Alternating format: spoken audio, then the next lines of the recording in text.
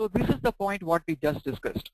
But the catch in Microsoft project is, though we configure both the calendar as well as the availability, Microsoft project schedules work for a resource only based on their calendar but not based on their availability. This means you might try to give some work even outside the boundary to which he is allocated. Naturally, the red color bar indicates that the resource is ideally overallocated. So project does not consider if the resources are within the availability of the resources or not. So it is due to these reasons, it is very important that we identify which resources are overallocated and how to resolve it. So the next point which I would like to mention is the different scenarios due to which resources are getting overallocated. One of the common scenarios I can see here is we try to give some work that is more than their availability. If you have just looked at the previous slide, I hope you can see that the work was given outside the availability period. That's one common cause. The second cause is the resource is working on more than 2 parallel activities during the same week and more than 100%. So this could be another reasons why resources are getting overallocated. So when we talk about resource optimization or resource leveling, it is ideally a process of resolving the overallocation of each of the individual resources to make sure your schedule is more realistic and maintainable. So the next activity we are going to discuss is the different options that we traditionally follow for doing resource leveling. So one of the options you can think about is adding or removing or replacing resources. The second one is you can also look at splitting or delaying long activities into shorter ones. And the third option may be you might want to configure the calendar or maybe adjust the availability period so that you are able to meet the target. And the last one, maybe you can look at delaying an activity or delaying the assignment. So these are some of the options what we generally discuss when we talk about the scheduling theory.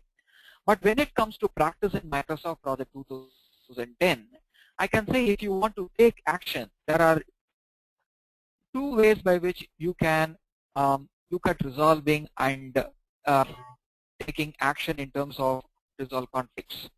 So the first one is more the task related features where you can look at the Gantt chart view and the task usage view. And the second one is more resource related features where we have a few reports views available like resource sheet, team planner, and the resource allocation view through which we will be able to do it.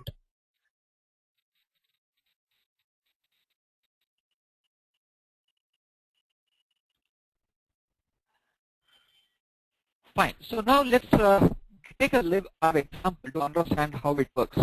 So the first example I'm going to take is the Gantt chart view, which you need to use for identifying which tasks are having overallocated resources.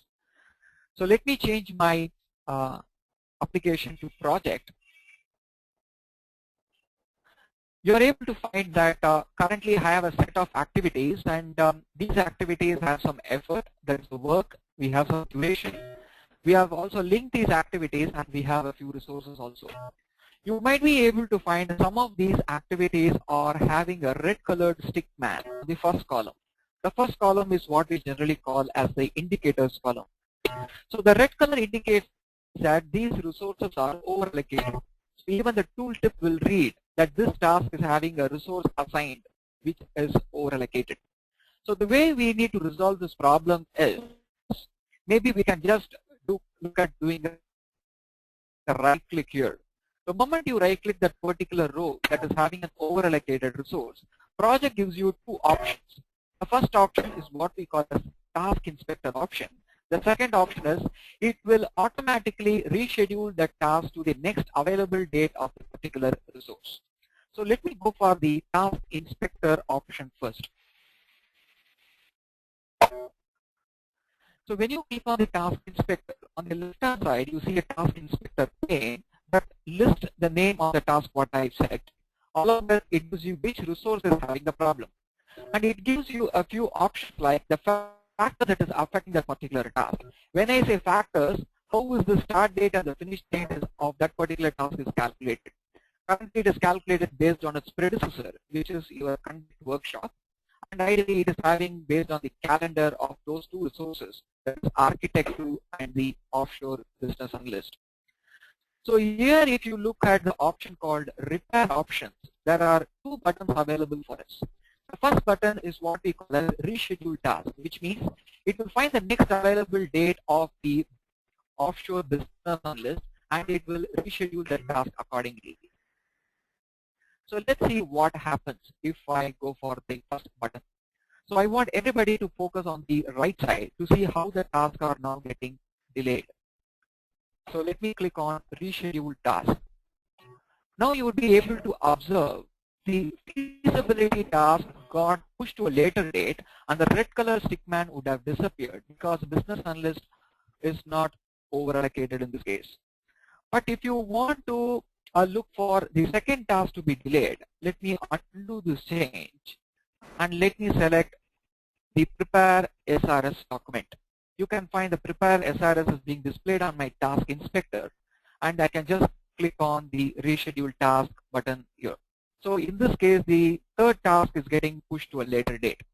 So as you can ideally see, this is a very simple approach but might not be an effective approach. Reason being, when you try to delay an activity, you need to look for options without delaying your critical path. But if you are not looking at critical path at the first go, maybe you want to push this task to a later date, I think this is an ideally an easy option available to us. The second option available to you is more with respect to ignoring problems of that particular task. What I mean by that is, let's say we don't want to push this finish date of the project. When I say the finish date of the project, which is the last activity's date, to a later date, maybe you just want to ignore the problem of these two tasks. Then you can just right click that particular row and you can say ignore problems for a particular task, which means the red color stickman will automatically disappear. So which means you can just proceed, but still the resource is overallocated, but you are not really worried about that scenario. So in case if you want to get that red color stickman again, make sure